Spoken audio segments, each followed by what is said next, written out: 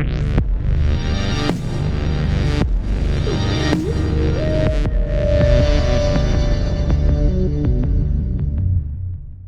welcome back for some more Terra Mystica content. This is the Ultimate Guide to Darklings, and we are on part 3. So in the preceding part of this series, we considered like general ideas about Darklings and general strategies, their ideal setup, and there are different possible starting spots and in which circumstances you want to go for them. Today we will go for more like strategic advice, more like a question of how you should build your plan as Darkling and why, and that comes down to a lot where will you priest go. So that's what we will see today. Alright, so let's get into it. As I said earlier, there's 3 main strategies that you can use as Darklings. Either you play for cult, either you play for network, or you don't care about the endgame scoring tiles and you just play for in-game points using a lot of your ability to dig to convert your priest into points.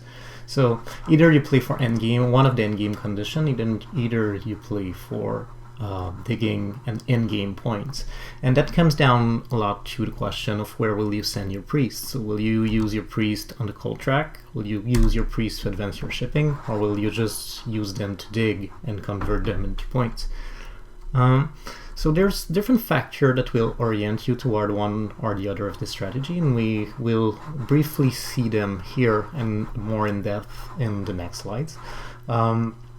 However, I want to emphasize, I kind of analyze things and decompose things into 3 different possibilities, but best option usually as Darkling is not to commit too early to one of these, to kind of leave your option open, see how the game unfolds, and then when it becomes clear what will be best for you, then you go for it. For example, if there is an opportunity or an opening to connect, then maybe you just jump into shipping and go for connection.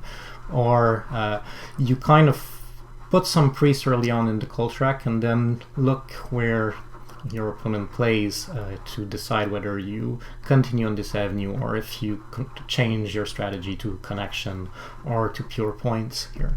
So that's, I think, the best way to play Darklings. So still, there is some kind of more broader factor that will orient you toward one or the other of these strategies. For example, if there are good cult income, so like the tiles that I mentioned in the setup, so those which give you coins, the 1 coin for every earth step, or 2 coins for every priest on the track, or if you have like the priest income event on the blue on the water cult, those are things that will kind of more orient you to the cult track, especially if they come early. Also, of course, you have to do what others don't do. So if there's no cult-oriented faction, then you will be more inclined to go for the cult track. So if, for example, Swarmlings are in and Cultists are in, it's probably not a very good idea to go for the cult track. So for network, then what you have to wonder, is it possible to connect? So if you look at other faction in the game, if you look at their normal unfolding, is it reasonable to think that you will connect? If mermaids are in the game, often it will be very hard for Darklings to connect, so that's something to take into account. And also, is there other network-oriented factions? So factions such as engineers and such as nomads. So if nomads, engineers, and maybe, say, mermaids are in the game, you probably know already that it will be really hard to score a network anyway, so probably it's better to switch to a different strategy, either the cult strategy, because there's not many cult-oriented faction in there, or maybe just the pure points. And the pure points, so the third strategy, I feel is often like your backup plan. So you look at how things unfold, you hope that you can do some point on the cult track, but if at some point you see it's just not there, you always have the backup plan to just go pure points. And Darkling can score a lot. I mean, Darkling is probably the only faction which can consistently win without playing for any of the endgame condition. It's often possible to do 140 in-game points with Darkling and just kind of catch crumbs on the cult track, and that will be often enough for the win. So this backup strategy can be very strong. Actually, some player will almost use it consistently as their go-to strategy.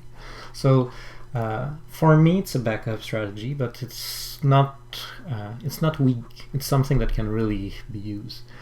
So just to continue on these general considerations, these three different strategies, let's look at what kind of other circumstances that will favor these different strategy, and one of them is what bonus you get. So if you get the 4 coins and Cold Bomb bonus, which you often get in the first round as Darklings, it will kind of orient you a bit more toward cults again.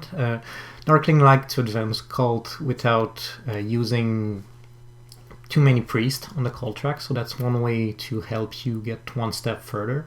I find in my games that when I start with this bonus, often tends to give me a bit more orientation toward the cult track. Of course, it's not a deal breaker, but it's kind of facilitating transition. Then if the pass shipping bonus and if the 6 coin bonus are in, it's probably more orient you toward an economic game, toward network then. If you're going often to connect with Darklings, you'll have to advance shipping quite a lot. So if you have to go 3 ship, for example, you want the pass shipping in, and you'll need a lot of points. So that's a bit with any faction which has a hard time or big connection to do.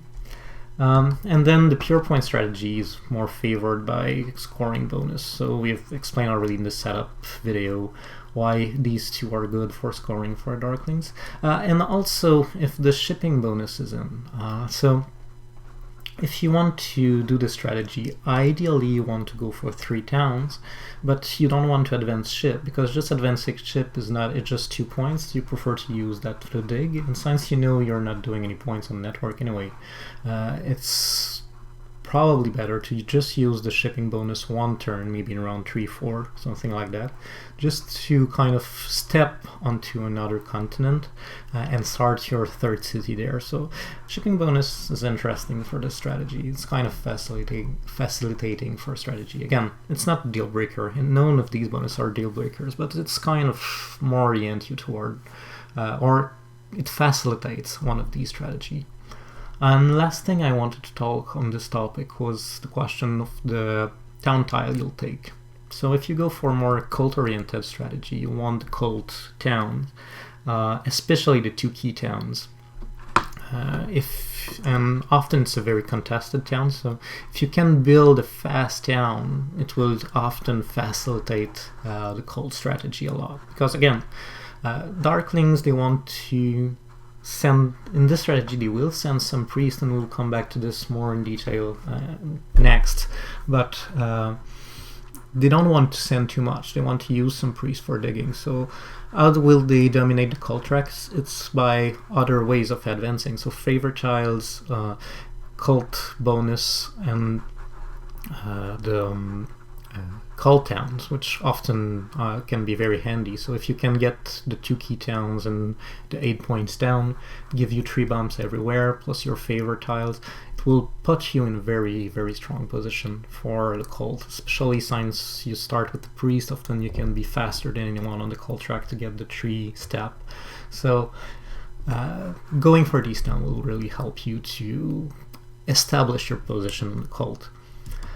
If you're going for the network strategy, you'll lean more toward the shipping town. So it has the advantage of advancing shipping and giving you coins, so you don't have So it's really your ideal town in this strategy, because it saves you a priest too, both to advance shipping. This one is not bad either. Often you will need a lot of coins to advance your shipping. And Darklings, as I said, tend to build a lot of dwellings. So they're very good at the building dwellings, but often they don't keep trading posts around. They want to convert them into temple to build more priests. So often they will lack coins, so that's another reason why the coin bonus and the town coin will be pertinent for your strategy. And then if you're going more for the pure point strategy, often you will go more for the priest town, which worth at least 11 points for you, because you can convert your priest into points. So often that will be your go-to town. So yeah, that's kind of just a very rough idea of the different strategy that are available to you. We'll go more in depth in each of them in the next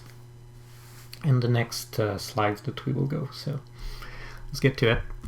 Alright, so I want to talk a little bit about the call strategy first, but also more generally I want to talk a bit more about how Darklings should approach the cults.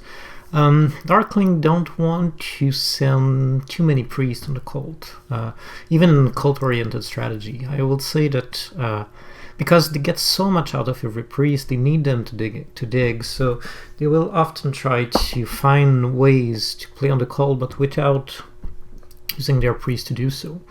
Another way to see it would be to say that Darkling's strength on the cult, or Darkling advantage on the cult, won't be strength. It won't be their ability to crowd the cult track, but it's quickness. So their ability, the fact that they start with a priest in the beginning of the game, often it will help them to strike first on the most important cults, where cult income lie, the cult income that they can take. So that's usually how you should approach them. Maybe just like some little rule of thumbs of how you should use your priest on the cult track for Darkling. So you should send a priest to the cult track only if, or only when, it's the first priest on the track. It gives you a 3-step advance. And especially, as we will see, on the fire, water, and earth cult. And I would say not in that order. Usually it's more earth cult, water, and fire. So first situation, yeah, you go first priest on the cult track. Second, it makes you hit a cult income, especially if it's the priest income. I would say for spade, it's definitely not an automatic. If sending a priest give you a spade on the cult income, it can be good, can be considered, but it should not even be an automatic. Sometimes it will be better to just use it for digging, because you get to dig the round you use the priest, while if you send it to the priest, you delay getting the dig to the next round. So that's what you have to consider. And finally, I would say if it makes you reach step 10 on a competitive cult, then maybe it's worth sending a priest for 2, getting 3 power back. But even then, I feel like when I see Darklings player, I see them too often sending too many priests on the cult track. Even sometimes, I mean, losing a cult, it's 4 points. It's not the end of the world. Your priest is 2 points. So you should really be careful with that, and not spend too many priests on the cult track just for nothing. Alright, so let's check more in detail how you should execute the cult strategy. As I said, you want to spend, the idea will be that you want to spend as little priest as you can in order to win the track that you are going to attack. And often the idea won't be always to win the track. Sometimes you'll just be happy winning a cult income and gathering maybe 4 points at the end of the game on the cult track. That's quite often, I find, the preferable strategy, rather than getting into a competition to reach the 10th step with someone else. You are happy to sit in row 5 to 8, say, and take the 4 points that come with it. It's usually more efficient, I think, of a strategy to play the cult. So here are some situations where you will want to play on the cult. So especially when there is bonus on the earth, especially if it's the coin cult and com. So here you have the coin cult and com. If both are there, it's really good for Darklings, and you're going to exploit that. But also, if it's just the spade, again, I will be reluctant to invest too many resources on the Earth Cult. Maybe if it's an early spade, you send your priest to the Earth Cult, you'll gather some power, you'll get the priest back next turn. But if it's a late spade, like round 5, maybe it's not worth that much investing resources in this cult then. So the thing is, Darkling are are a faction that will very easily win the Earth Cult if there is good bonus on them and if you decide to attack it. And that's what I was saying a bit earlier, that Darklings, the fact that they start with 2 bomb next to the scoring favor, so on the same track than the scoring favor, it makes it really easy for them to get a very good position on both of these cults without getting out of their way. So here, quite usually you'll get Earth 1, and since you start in step 1, you'll get to the second step just by that. And then you have your starting priest, the priest that you have when you start that you can send to Earth, getting you to the 5th steps.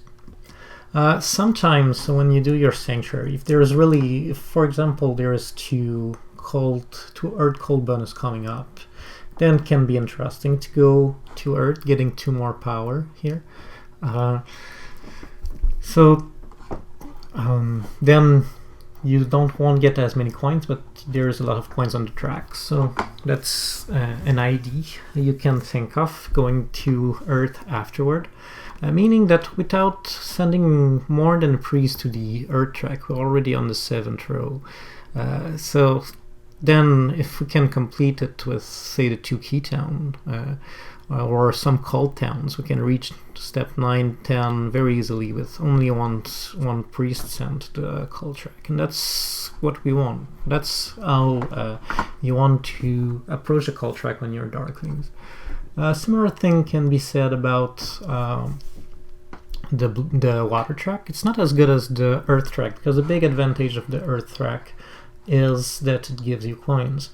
And that's what you will want. Priests are nice for Darklings for sure, and we'll see it opens up some interesting strategy when there's an early priest in cult income, but it's not as good as coins still, as getting 1 coin for every step on the art track. You see here, just with 1 priest, we have 7 coins that will be really useful.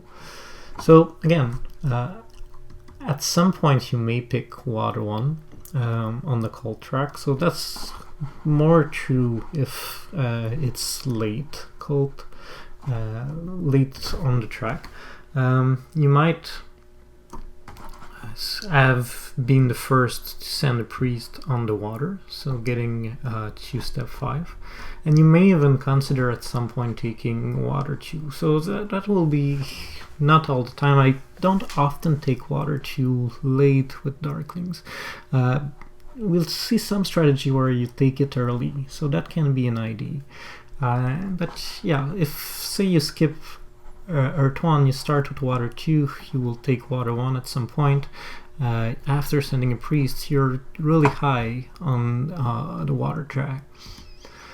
So yeah, again, you can reach the 7th step quite easily. And for fire you don't start with 1 cold bomb, so you are less inclined toward it. I'd say, again, just as for earth and water, the cult that really matters are the one giving a priest and the one giving coins. The spades is okay, but you won't be that keen to base a strategy, or you won't be as efficient if you base your strategy on getting the spade.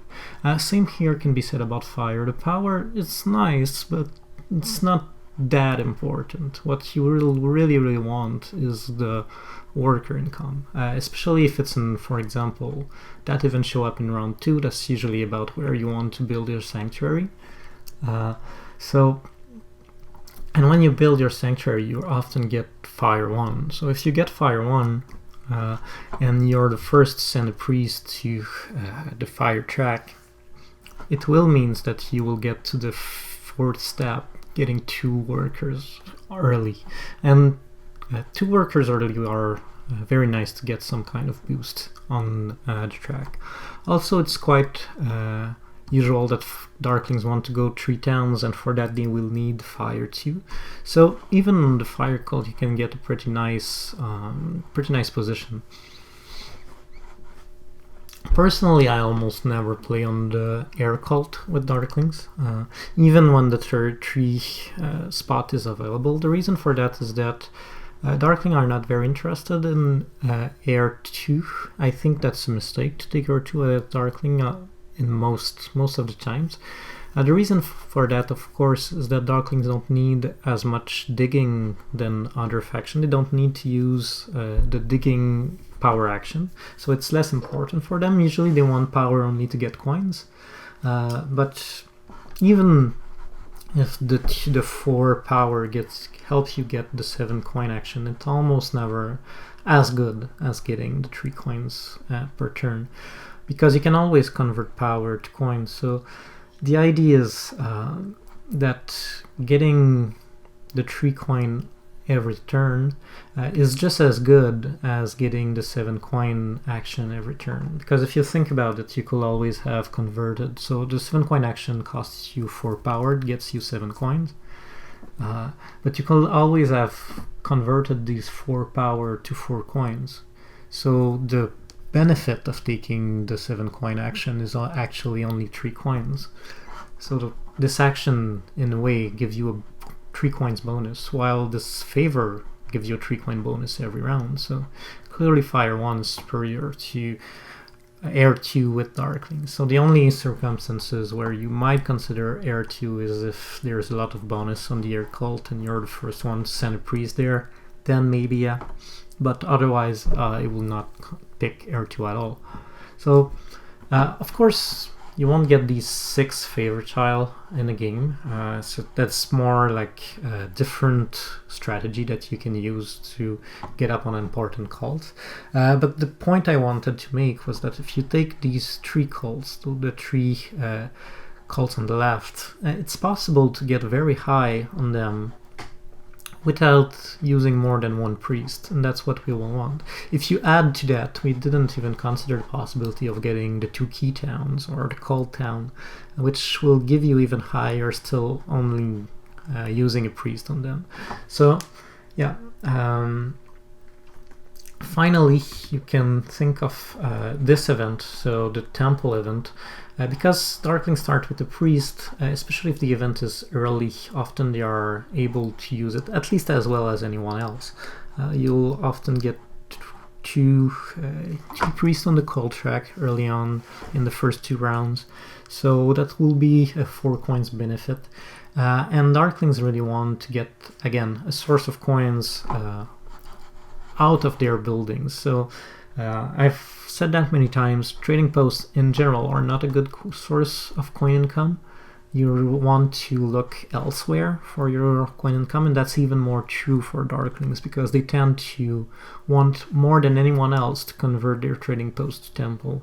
So Darklings, they are very good at, because also they have a lot of digs, they will be very good at producing a lot of dwellings, of building a lot of dwellings, and they look for a source of coin income, so either the 3 coin favorite tile, which you usually pick in round 2 with your sanctuary, the earth cult income, or the temple cult income, giving you 2 coins for every priest. So if you succeed, say, to send 3 priests early on the cult track, it will give you 6 coin when this event comes up. Say this event comes up a bit later in 4th, maybe 4th round, that will be the time where you probably want to build your second temple after your sanctuary. so it's perfect. You get 4 points for the temple and you get 6 coin out of this income. It will really help you for next round to use these coins to build whatever will be on round 5. So yeah, that's how you should think of the cult as Darklings. And again, Darklings' strength on the cult is not number, it's quickness. So you won't use many priests on them, but you will use them faster than anyone. Use it to get the tree spot, usually, and climb on these track, and doubling down with your favorite tiles, which kind of synergize well with the cult that you're hitting. Okay, so your second strategy, second possible strategy as Darkling, will be to play on 4 network. So that means that you will be concerned in building an economy. Although Darklings usually always do the same thing. They do always their sanctuary and then they build a bunch of dwellings. So what will be more important to keep in mind for playing for network will be your different connection possibility. So especially if you do the center and east start or the north and east, the split start, you'll want to think about connection. And I don't want to spend too much time on this topic because it's relatively similar, or in that case exactly similar to the Alchemist video. So if you want more on network, you can go for the Alchemist video. So there's basically 2 connection routes. You either go this way and then connect here or here if you started on this hex rather. And try to connect sticks here. It means that this hex will be absolutely key, especially if you're planning to go there, but even if you connect this way, this will allow you to do a town, so it's interesting.